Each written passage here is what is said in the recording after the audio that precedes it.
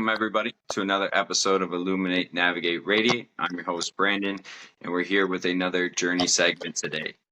Today we have Stella O'Brien joining us from Kansas, and Stella is here to share her experiences and her story losing her younger sibling to addiction. And I think this is a really important perspective that we don't always hear about, that family member's perspective, especially that sibling perspective, and what that is like, and the emotions and feelings and the struggle and challenges behind that as well. So I'm really grateful and really thankful to have you today, Stella, and for you to be vulnerable and share those experiences with us. So thank you for joining us today. You're welcome. Thank you for reaching out and asking me to do this with you. Of course. And kind of just, if you want to introduce yourself a little bit, how you grew up, what your life looked like early on, and we'll just keep flowing from there. Okay. Emma and I are one of 5 siblings. So we grew up in a very busy household in the suburb of Kansas City. She's the youngest. I'm the middle. And then we also had a lot of my mom had foster kids and daycare. So there's just a lot of people always. We grew up in a normal, middle class life. No evidence of struggle or anything like that to set somebody up on the wrong path or we had a good childhood. I'm my little sister, like I said, she's the youngest, and I'm 8 years older than her. Then we have a brother in between us, and then an older brother and older sister. So that's that. So big family then. And was there different dynamics with foster kids coming in and going, and did that change relationship or struggle sometimes as you guys were growing up? Yeah, actually, I feel like my mom tried to save everybody, and so her attention wasn't. I mean, you just can't do everything for everyone, and so she was. A lot of it, I think, that there was just not enough time in the day. And sometimes I wish, looking back on it, it was just we could have just had our mom, not had to split her with so many different other kids in need, and likely their needs were much more than ours. And so, at least for me, I was on the back burner, and then Emma was the youngest and always needed more attention in general. So but she had a totally different perspective on that. She demanded a lot of attention always, and I just kind of did my own thing because I could see that my mom was already had her hands very full. But yeah, I think so many people in and out was difficult looking back on it. Yeah, and I can understand that perspective a little bit. My parents did foster care as well. It was more on the tail end of when me and my brother were graduating high school, and so we were kind of older, but it definitely can change the dynamic, or how things look and that relationship a little bit as well. So what was your relationship? Yeah, I moved out I moved out when I was still a senior in high school because there was so much, I was tired of sharing a bathroom with 10 other people, stuff like that. So then I left so I was 18 and Emma was 10, and that's when I moved out.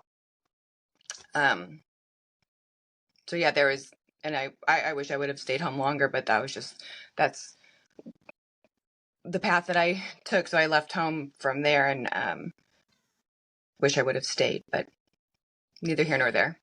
Yeah, and what was your relationship like growing up? 8 years can be a big difference. So with Emma, what was your relationship like growing up?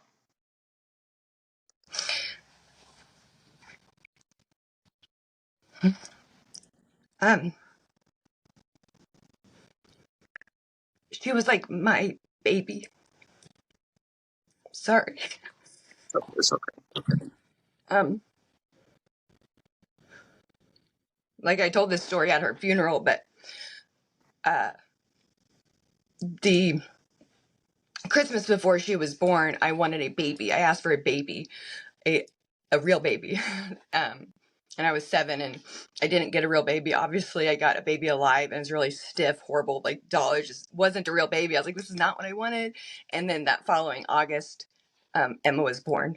So she was literally like, and I was homeschooled too. Emma ended up going to regular public school, but I was homeschooled. So I was home with her until I went to sophomore year of high school is when I went to public school. But so I had her, although I was only 8, I really like, and my mom had so many things going on. Emma was like my little baby doll, my live baby doll. And then so I was with her, 24 hours a day. And then as we got older, like I said, I moved out when I was 18, she was just 10. But then as we got older, those years, the 8 years, the gap seemed to lessen, and we really were like the same person. Like we just, we met right in the middle, and those were the very best years. Emma had struggled with addiction since it started around when she was like 16. Didn't get really bad until later, but then she had 5 years clean from the time, I guess it would be like 2011, 2012 up to 2005 years, and then that was clean, and then she kept relapsing after that. But those 5 years of like her being healthy and sober and us having, both being adults, were like, those were our best years. Yeah, and as like that started happening, did your family, or did you guys, yourself or Emma or your mom, was there addiction in the family, or were you knowledgeable about it, or was it something that just kind of hit you? No, addiction wasn't in our family. There are a lot of, never addiction like this, I guess. There was drinking, and there was, my parents actually had like a pot farm growing up. Like, not growing up, they lost it when I was a baby, but like there was a lot of, just like the wild 60s and 70s sort of life. But no, there wasn't a lot of addiction. But I mean, because of like the foster kids and all those kind of tragic stories coming in, I heard about horrible, devastating things and what had happened to families because of it. But yeah, no, there wasn't a lot of addiction to this extent. Yeah, and what was that like for you? You know, being 8 years older, and like you said, just having that relation start off with her being like your little baby, seeing that struggle start to develop. And I would imagine, just me myself being an addict, I see the helplessness, or the help that my family wanted to give me, or just pull me out of it and help me feel okay. Kind of what was that like for you early on, when you started to see the signs of it, or as it started to progress with Emma? Yeah, I didn't even realize it was going. So Emma was in a car wreck when she was 15, and her best friend, her childhood best friend, was 14, and Kelsey, her friend, didn't make it. She was killed in the car wreck, and that sort of sent Emma, obviously, to be 15 years old is hard enough, and then to lose like your very best friend, childhood friend, so tragically, it took a toll on her. And then she had like back pain and stuff from this wreck, and then she wasn't sleeping, and so my mom like took her to the doctor, and they gave her, which I don't know why they would prescribe Ambien to a 15-year-old kid, but they did. And pain medicine and stuff like that. And I think that's kind of where that started unknowingly, was from a prescription. And oxycodone, or Oxycontin at the time, was kind of on the rise. And when I was in high school, it wasn't, we didn't at least hear about it at all. And then when Emma was in high school, it definitely was the popular thing. And her being in this kind of vulnerable situation where she kind of lost her whole identity and never really recovered from that, and then had the pain medicine. So she just had this perfect storm of getting caught in that in that mix.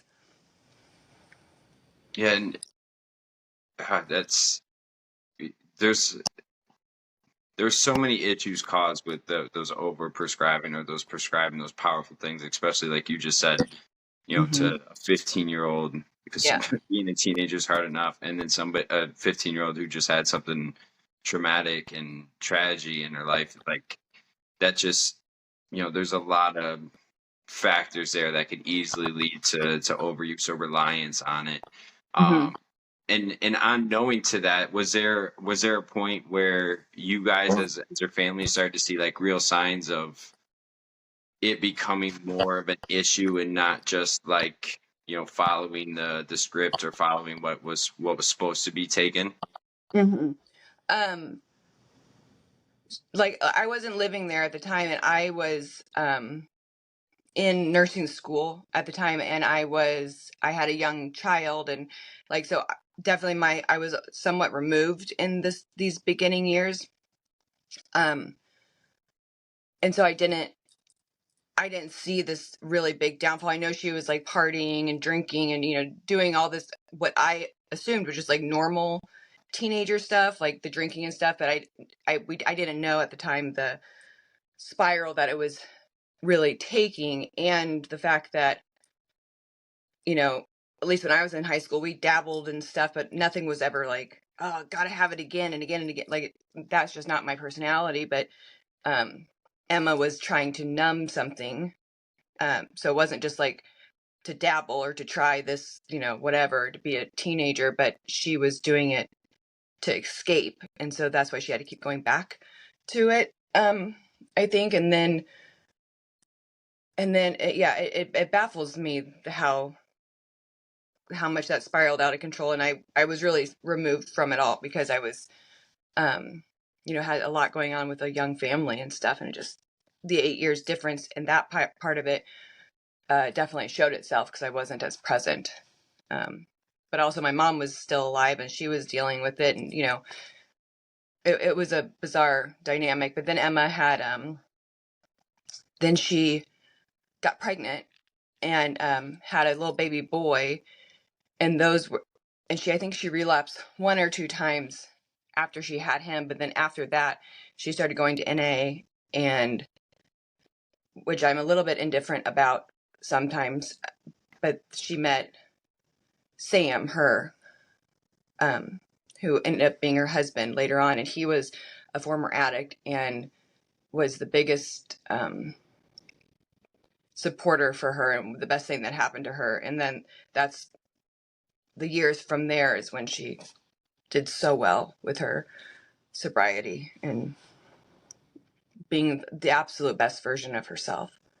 In those years, she went back to nursing school and she graduated with honors, and she got accepted into CRNA school, and which is nurse anesthesia, and she was exceptionally smart. But the Yeah. decline came again. So How did you like? What were you going through? Obviously, that 8-year difference and having a family of your own, and just having your life going on at the same time. Um, what was it like for you going through that? Like having this, your own life and trying to take care of your own responsibilities, but seeing that, or starting to become knowledgeable that your baby sister was struggling like that. uh yeah, and for me, like, because she had gone to the rehabs and the detox and the rehab and the detox is like so much, I was just like irritated, by it, because I was like, just, I'd get mad at her because she would be lying to me, and I didn't have a lot of empathy for her because she had so much support. She had so many people rooting for her and bending over backwards to help her get better. And it's like, do something for yourself. Like, I don't know, like she just, and I get angry with myself about that because I don't, I wish I think I've said it in another post, but I wish I didn't focus or get mad at her about the addiction or her problems or whatever. I just should have focused on everything else, like not put any energy. She was struggling with it enough. She didn't need everybody else to bring it up or try to help or try to solve. Like, I just should have been her sister and not, um, you know, I yeah, I get angry at myself for letting her addiction become a bigger part of our relationship.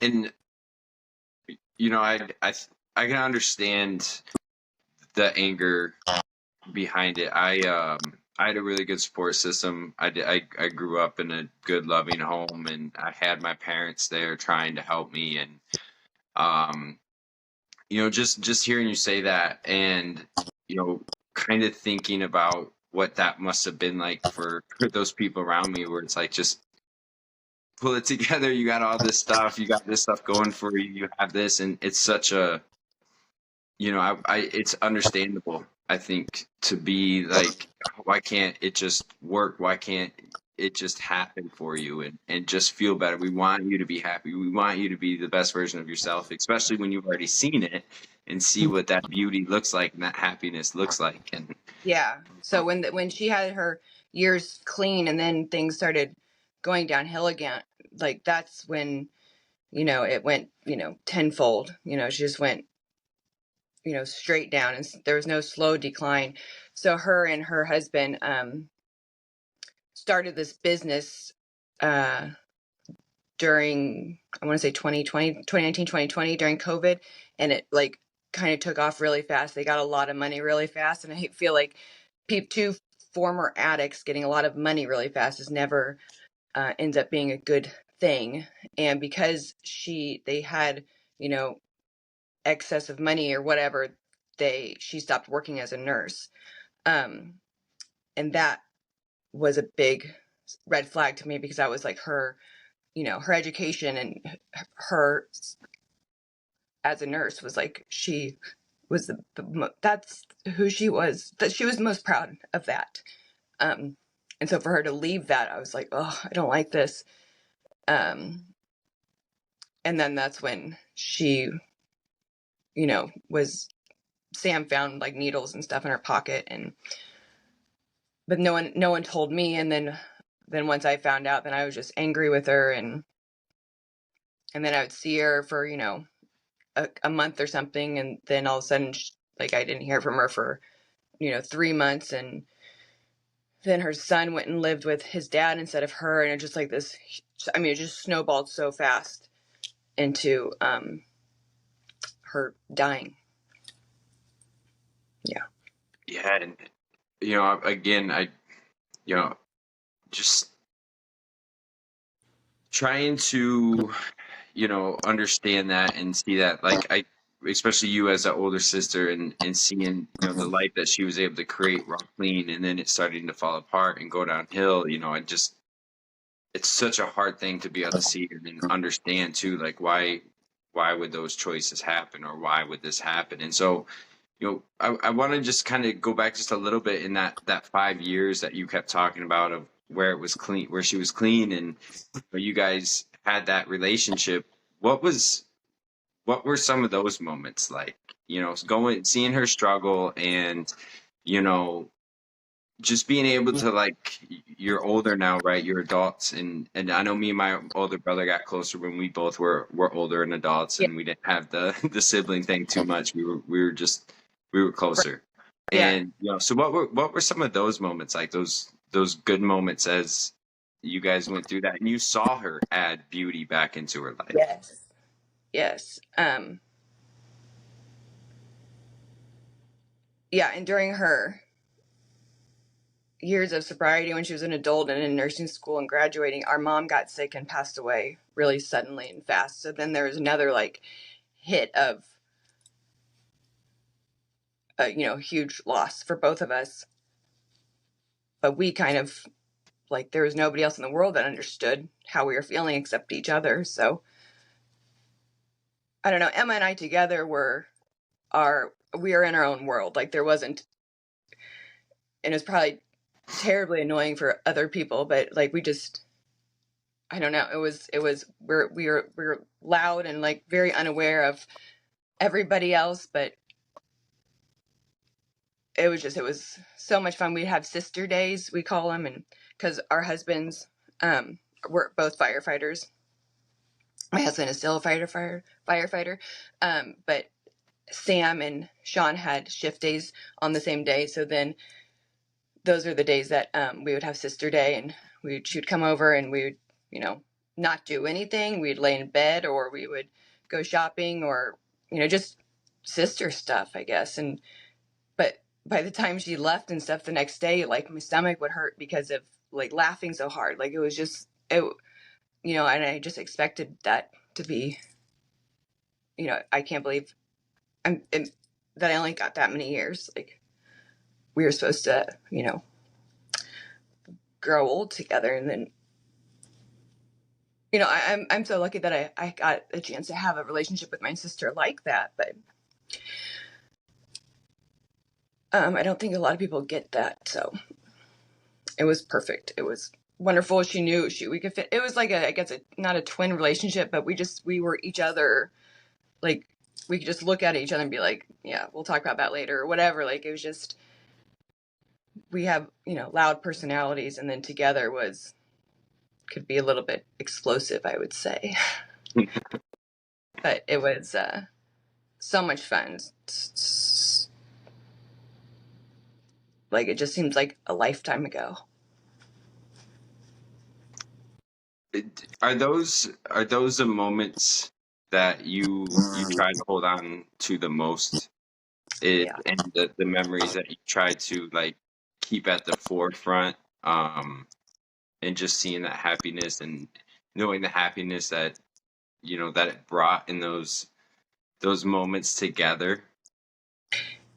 Yeah, and we always we have a lot, and I'm so thankful. But we have a lot of videos of each other, or really just of her, because I was always the one recording, but which is fine. And it's funny what you remember. I remember so much because I have so many pictures and videos of stuff. I'm like, what would it be if I didn't have all these things to kind of bring her back to life? Because when I watch these videos, and it's like she's very much alive to me. It's hard for me to comprehend that she's not in existence here anymore. So, but I'm so thankful that I can hear her voice and hear her cackle, laugh.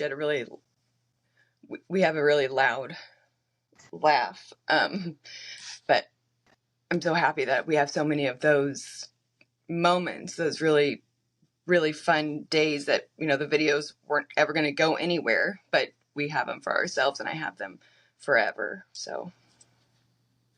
Yeah, and having those things to look back on, and those, and I've seen you post a couple of them, and it's really awesome just seeing that you can keep and hold those memories and relive those memories through those is a really awesome thing. Yeah, some people think it's like, because I have her phone and I'll go back through, her old pictures and videos and stuff, and just because it brings her alive to me. It's because I want to hear her. I don't want to just see a picture. Like a still picture is, I'm glad we have a lot of those, but it's the movements and the characteristics and the sound of her voice and stuff that it just brings her alive again. Yeah, and I think that makes a lot of sense. And I'm not good with grief and loss. I really struggle with it, and so I think when you can have those, it can make it a little bit easier. And I mean, I don't know if it ever gets easier. Maybe that's not the right word to use, but it makes it to where you can feel them or see them or hear them, and that makes that memory feel more real than just trying to remember what. Oh yeah. What, yeah. Yeah, I'm stunned. Like even I'll come across a video I haven't seen, and then once I see the video, I'll remember the whole thing. Like I just think it's so important to take videos and stuff all the time. I'm the parent that takes way too many pictures and videos, and just because like when losing my mom and losing her, it's like that's all I have for the rest of my life. So my kids don't even like argue, or when I'm like, here, another picture, they like there's no they just do it because they know that it's therapeutic for me.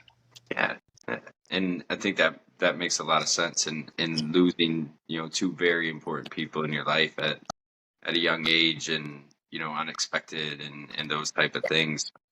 Um, so as you know, after seeing that her relapse and hearing about it, what was that like for you? What was the emotions, or what did you go through mentally, like having those 5 years and seeing again, you know, what she was able to make with her life? What was that like? Then seeing it like go back. The demise of it, hopeless. I mean, you literally can't. You're running uphill on you're running up an icy hill. Like you can't. You try, you just can't get to them. Like maybe you can understand, like as an addict, like there's nothing anybody could say or do that would. It had to be something within you that gave you purpose outside of it, or you had some other intrinsic thing that it wasn't anything anybody else said or anybody else's experience, or when everything got so bad and then she finally went to that sober living house, the whole experience was not. I mean, I was happy that she was going. I didn't like it that she was going 3 hours away from her family. But I really thought she would be back. And then,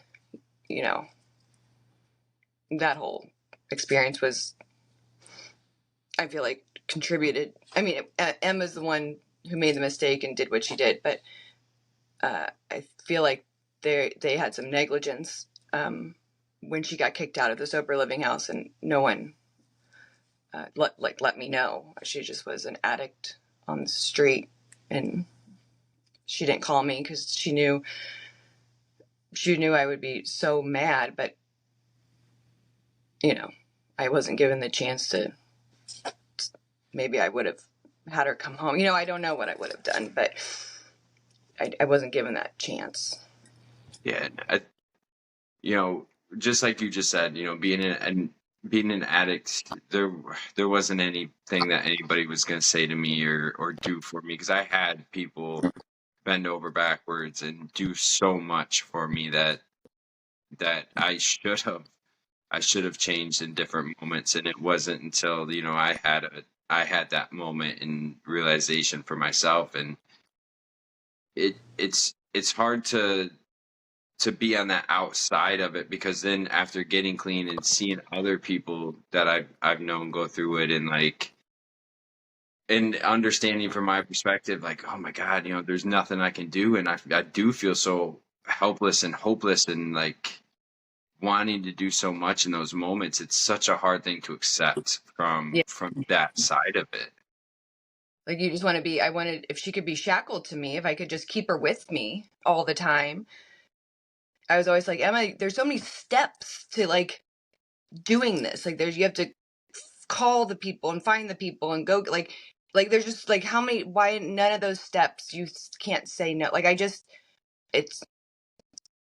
it wasn't my battle to understand, though. Like, being so frustrated with why couldn't she do this? Well, that's because it's easy for me to say, but yeah, there's just nothing anybody could do. And I still like don't understand, part of, not that it makes it any better, but she wasn't, she overdosed on fentanyl is what happened. That's why she died, but it wasn't like she was taking an obscene amount of injecting, straight fentanyl. She thought she was injecting something else, and then it was laced with fentanyl, and that's what killed her. But you shouldn't be dabbling in shooting up something anyways. But yeah, and I wish she was just given that one more chance to. And on her phone, some of her last messages was she's going to go check into a detox the next day. Her friend was coming to pick her up to go to a detox. Like, it's just there's just minutes in there that took changed the whole trajectory of a lot of people's lives. How have you been able to process and, you know, especially her leaving to go to a house and going away from you and maybe not feeling like you were right there, and then like you just said, going back through and seeing some of those messages of leading up to those moments, how have you been able to process that and kind of, do what you can to take care of yourself after that happened?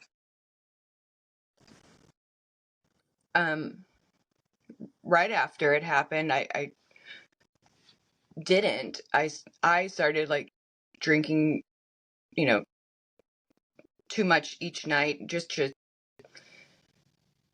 and I was like, what am I doing? Like, what a hypocrite. Like, yeah, alcohol's looked at differently than, IV drugs, but I'm still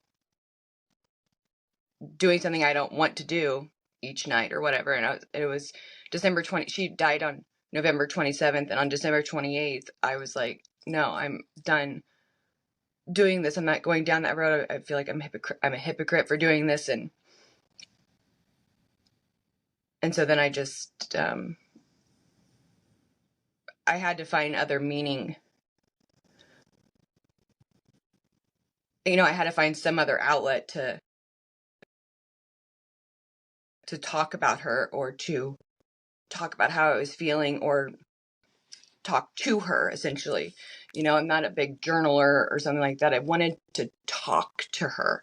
I wanted, so that's when I started making more videos, especially on TikTok, of like, just as if I was going to be sending her this new product that I got, or this is what I found out today, or this is, or I'm really sad about this, or mad about this. It was just like I was telling her in my videos, and that resonated with a lot of people, but it also for me has been so therapeutic to be able to like verbally get out feelings that I can't, like, that I could talk to my husband or my friends or whatever, but I don't. I want to talk to my sister. I want to tell her, like, I don't want to tell you guys.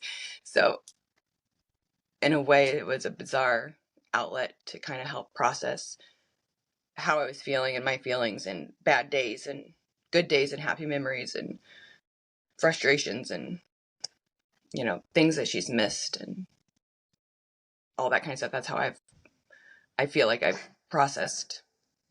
I wouldn't say processed anything, or that's how I deal with it, Yeah, is by talking like I'm talking to her.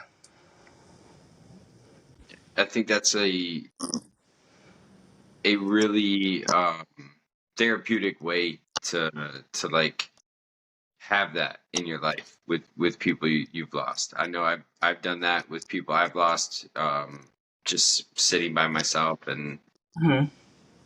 and talking, trying to like you said, feel like you're in that moment with them again, and have that conversation. Um, and so going through that dark moment afterwards and going into the drinking, and you know how what was that moment? You said this December 28th. What was that moment that was like, I'm not gonna do this. I'm not gonna keep going down this thing, or this road. I'm gonna make this change and start trying to do something healthier Mm-hmm. for me. What was that moment that you realized, like, I woke, I was not even having a drink with somebody. I was like making a cocktail when I was by myself, and I was like, what? I don't know. I don't. I just remember being like, what are you doing? Like, you're not gonna slip and go down some path that, like, I don't know. I just like talk to myself, like, better than this. Like, just stop or whatever. Same things I would tell her, honestly. And I was like, how about, try all the things that people say will help, like, get better sleep, go outside and go for a walk, start doing 30 minutes of exercise a day, like stretching, like just, I was like, maybe I'll take the things that are like, facts that do help people in dark moments. Have it do those. Just try those for 30 days and see how much better you feel. And how much better I felt was undeniable. So I just kind of went with that. Yeah, and I mean that's the thing right there is right is trying and putting that effort. And I'm sure not everything worked for you. I'm sure you tried something that you're like, yeah, this one's not going to help Oh me. yeah, sure. Or just like I'll try to do everything. Like Mhm. instead of being like, no, just start walking 30 minutes a day. And I got a treadmill and started walking 30-minute incline walks every day. Instead of trying this and this, like cutting out all sugar and like just doing crazy, tenfold, do everything drastic. I was like, I'm just going to do this one thing. I'm going to build trust within myself that I can follow through with this one task. And that was something else I learned, because there's been a lot of times where I was like, I don't want to drink anymore. Or, I'll drink when I'm for an occasion, but like at home, it's just unnecessary or whatever. And then what are you doing? You're drinking at home, like again. Or so there's like, you are used to lying to yourself. And so when I started wanting to change that, like I just gave myself one task to do. And it was my incline walk, and just do that every day. And then I built trust with myself, knowing that I am going to follow through with what I say I'm going to do. And that's kind of snowballed into a much better existence. Yeah, I think that's really good advice. I think, I remember first getting clean, I felt like I had to do everything all at once and it was overwhelming, and then some days got harder, or I would give up on everything at one time because I tried everything at one time and then I wasn't able to balance it or make it work. So then I'd stop and I'd, go into a little depression or, isolation type moments. And I think that's just really good advice of like show yourself you're going to commit to that one thing and do that one thing that's working for you. And then I'm sure you've added some different things in as you've gone. Yeah, little things. And even just recently, I'm starting to do like a weight training program, just because like I've built trust with myself, knowing that I'm going to do this, and I follow through with it. Now I want to add in, but I'm so bad about going all to the extreme and not taking it step by step. And it just, so many times where we say we're going to do something and then we don't do it, and then you're just like you're okay with lying to yourself, when that was kind of a battle that I needed to prove to myself that what I say I'm going to do is more important than anything. What I tell myself I'm going to do, not what I tell somebody else, or not what I tell the world on my videos or whatever. Like it's my me being truthful with myself, not lying to myself, not letting myself down, not missing my own appointment. Essentially, I feel like I take my incline walk as my appointment with an important person, and I'm not going to cancel on her. Yeah, and again, I think that's a really good perspective to have when you're taking care of yourself. Like those things you have to do to stay Yeah. healthy, to stay in a positive mindset. So you're going to commit to those just like you would commit to an important conversation or important meeting, and you're not going to fall off or make Yeah. the excuse we could make every day we wake up that we're not going to do something that we should be doing, right? Yeah, that you should be doing, and like have enough respect for yourself to do what you know in your heart is the right thing to do. And for an addict too, I always I feel like I saw this perspective afterwards, but like I'm a nurse too, and heart failure patients and stuff, they have to take these medications and watch their sodium levels and do all this stuff every day for the rest of their life. They can't just stop doing that and expect their disease to be better. Like I feel like Emma would do all the right things and then, feel better and then stop doing those things that keep her feeling keep her feeling better. So as an addict, you have to do that stuff every day, forever. Like, it's not just you get through your addiction and you feel better.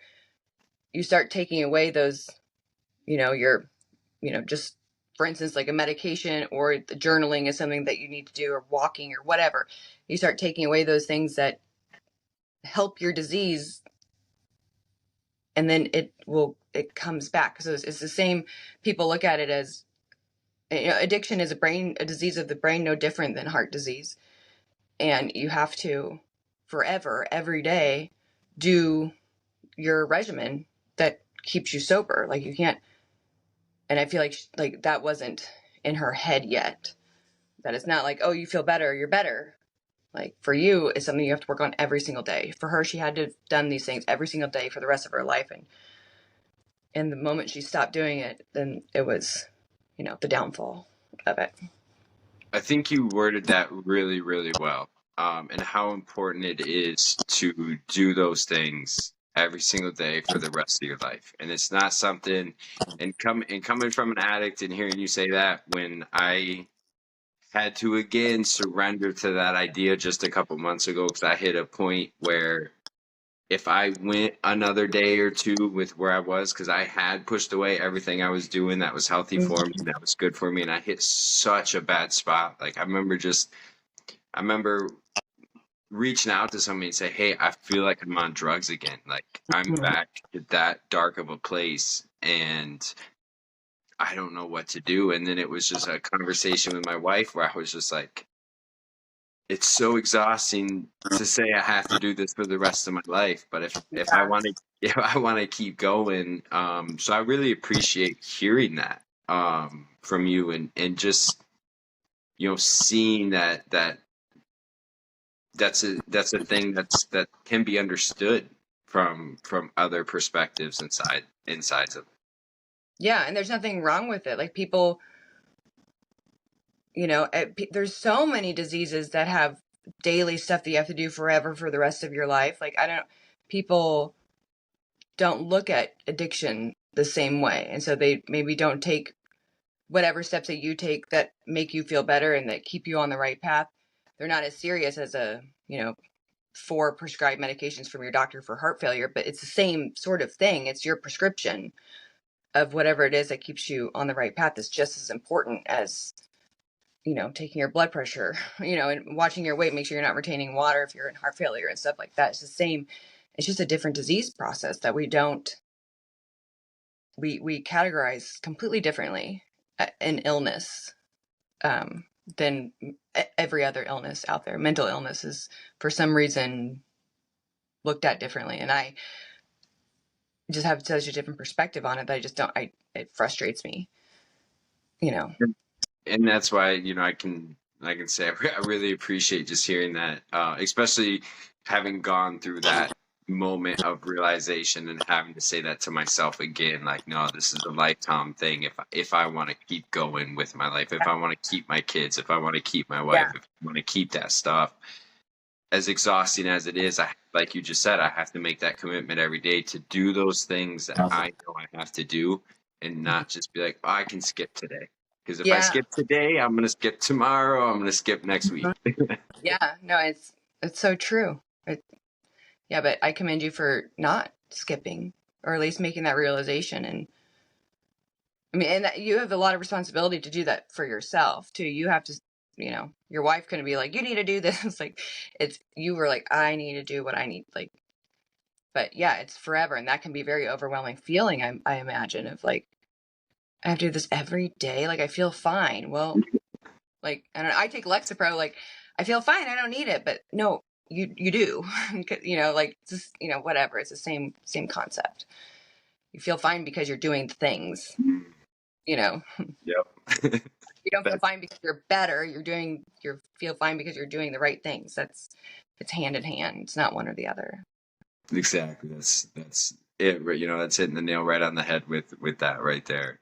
Um, and so, you know, again, I think it's it can't be easy, but it's such an awesome thing to me to be so vulnerable with sharing, you know, your experiences and Emma's story and talking about it and putting that out there. What has that done for you just as you know, you continue to cope and you continue to have that weight in your life of what happens?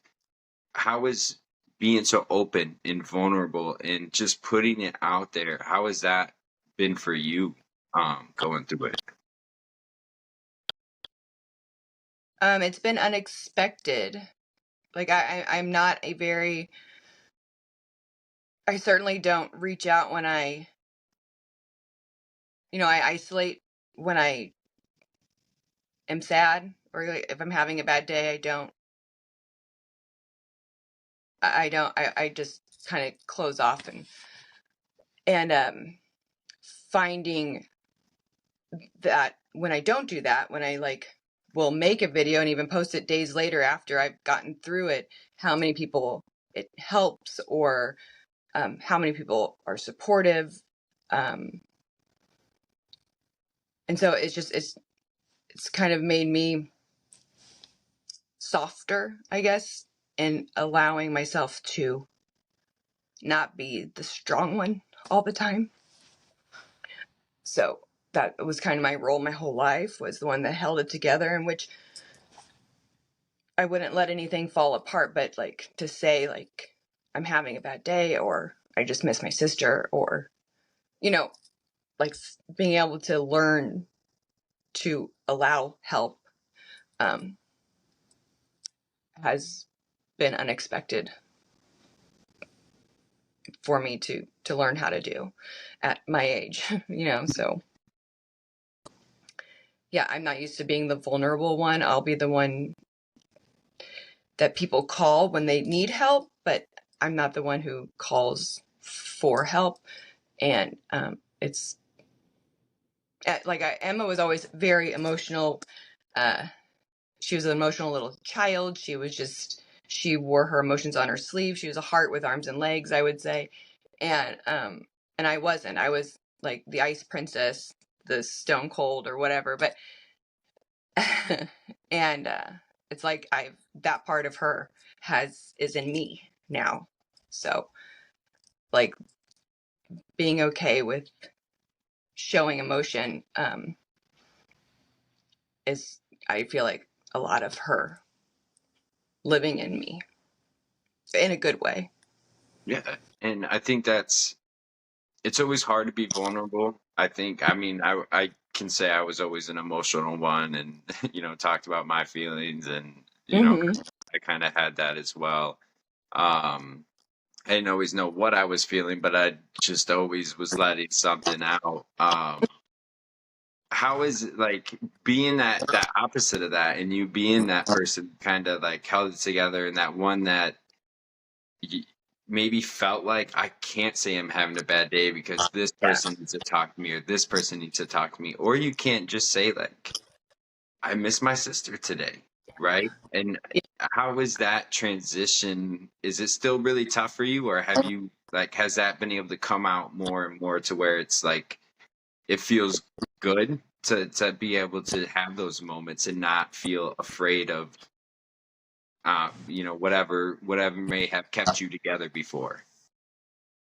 It's still uncomfortable, but not in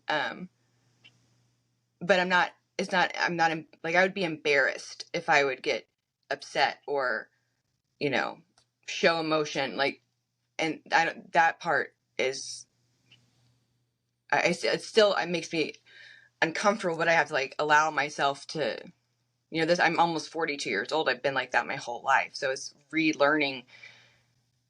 So I'm no longer embarrassed when I get upset or I show emotion or I can't get my words out because I'm, on the verge of tears. And if I have tears and I cry, like, it's okay. And like it's I'm learning that still. I don't think it's, I mean, it's completely different than how I've been my entire life, but I'm still uncomfortable with it, but I'm not embarrassed, I guess. Yeah, I think that's a really powerful thing to share what you just shared about how, you know, you can still have that growth and you're still learning and you're still putting yourself in uncomfortable feelings and Mhm. moments. And Sure. that's where we find growth is in Yeah. those moments, right? Yeah. No, completely. And like just being like having this and talking to you, like knowing that it's going to have to be, essentially recorded and possibly get emotional. Like it's that for me, like looking back on it 3 years ago, I would never have done that.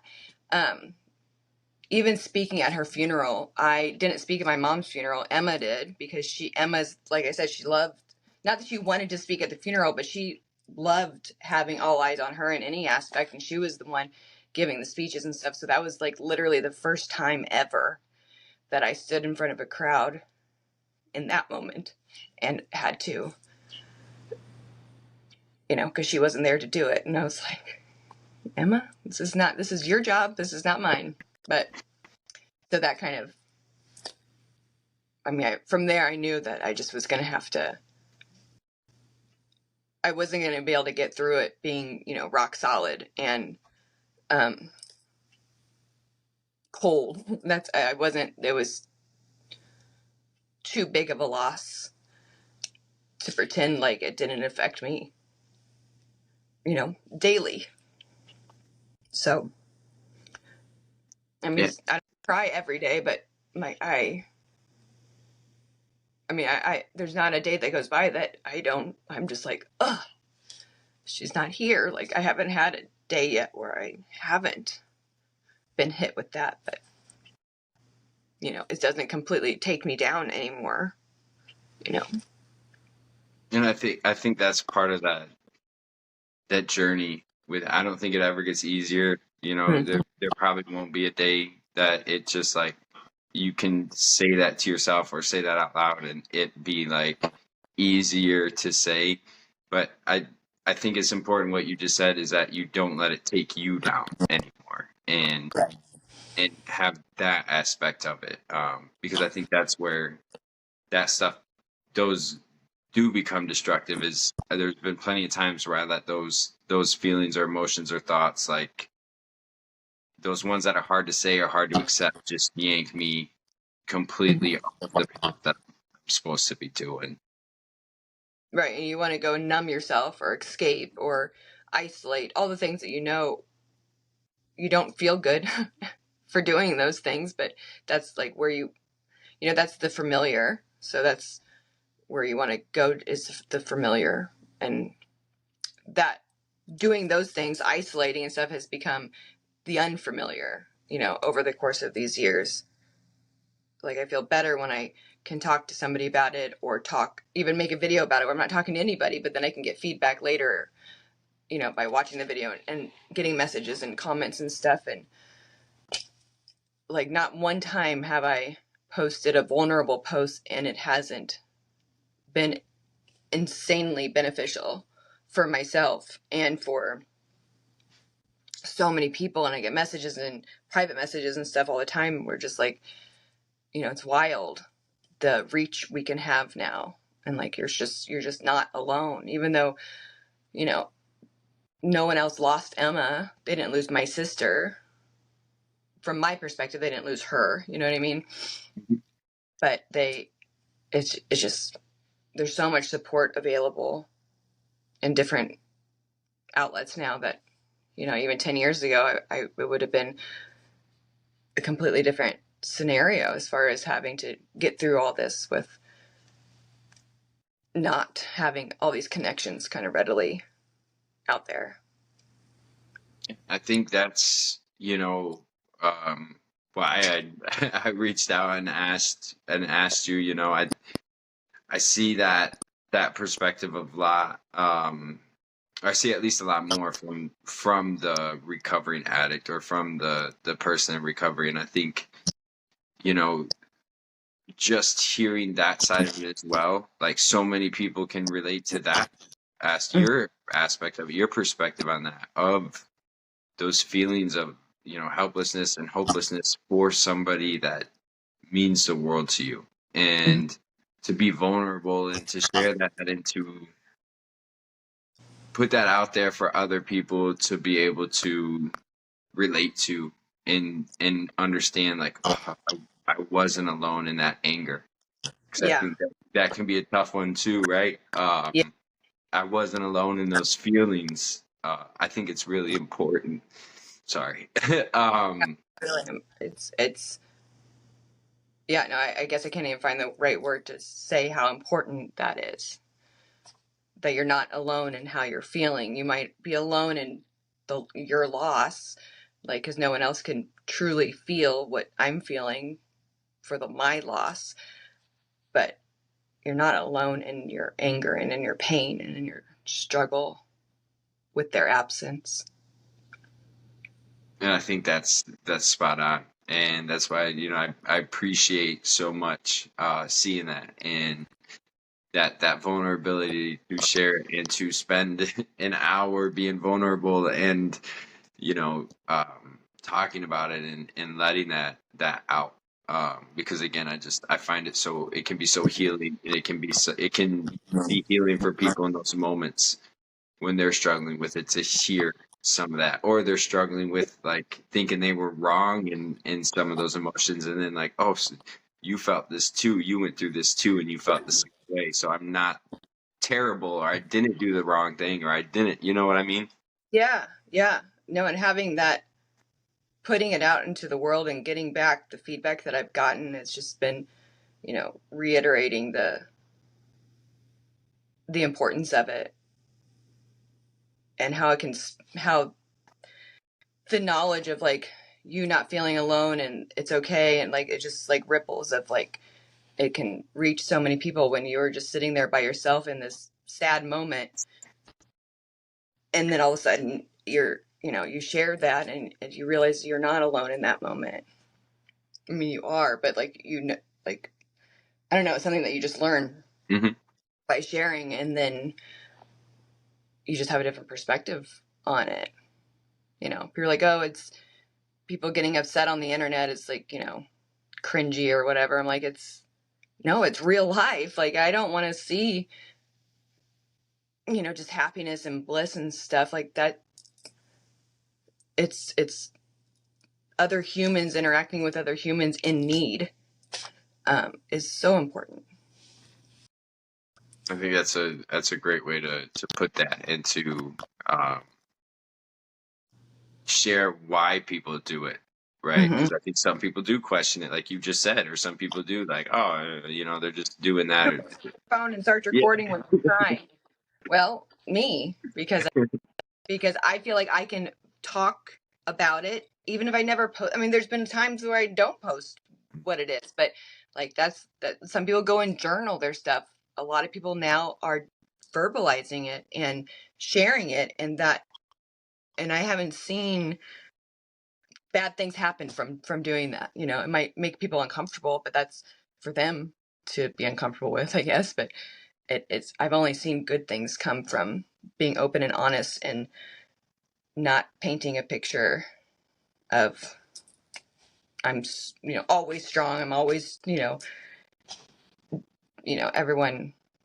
It just shows being human.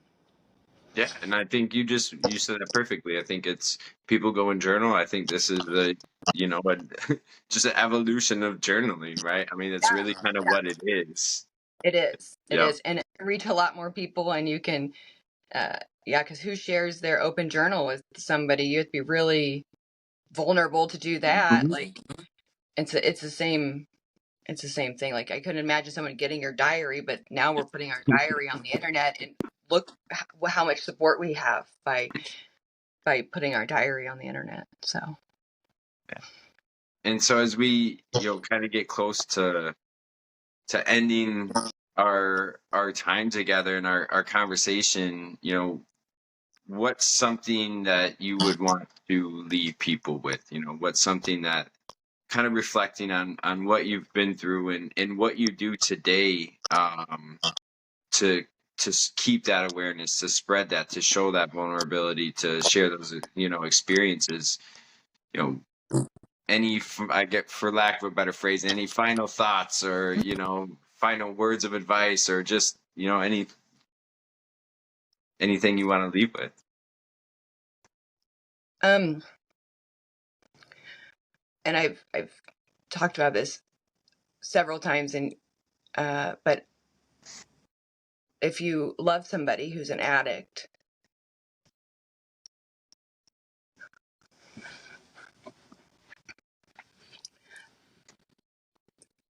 don't let their addiction become who they are to you, because it's just 1% of them. It's just such a small percentage of everything wonderful and everything great and all their good qualities. And they know their problem. And I wish I wouldn't have focused so much on her problem. She knew her problem. I wish, just try to focus on everything else that you love, that makes them wonderful. Everything that you would miss. So, and I know it's a lot easier said on this side of things than in the midst of it. But, if you love an addict, love all those other parts of them, not don't focus so much on their addiction, glorify everything else, because there's so much more to them than that, and it becomes everybody's focus, and then you just lose sight of all the other wonderful things that they are. That's all. And I just want to say I appreciate that, coming from an addict, and what kept me isolated, and not wanting help, and not wanting to say some of those things I was going through out loud, is because I felt like such a terrible person because of the addict behavior, and just that, who I was, and all those things. So I just, I appreciate those words, because it's not, I know it wasn't easy for people around me, and I know it's not an easy thing to do, but I appreciate you saying that. Yeah, because there's way more to you than that. Yeah. So I feel like people get really wrapped up in their problem, and they're helping them, and instead of being like just talk normal, just talk about other things. Like, there's just an addict, everybody focuses on that, and then it just starts multiplying, and it becomes everything anybody focuses on that person, instead of just be funny, just go cook something. I don't know, that's all, if that makes sense. It does to me. It does to me, at least. Yeah.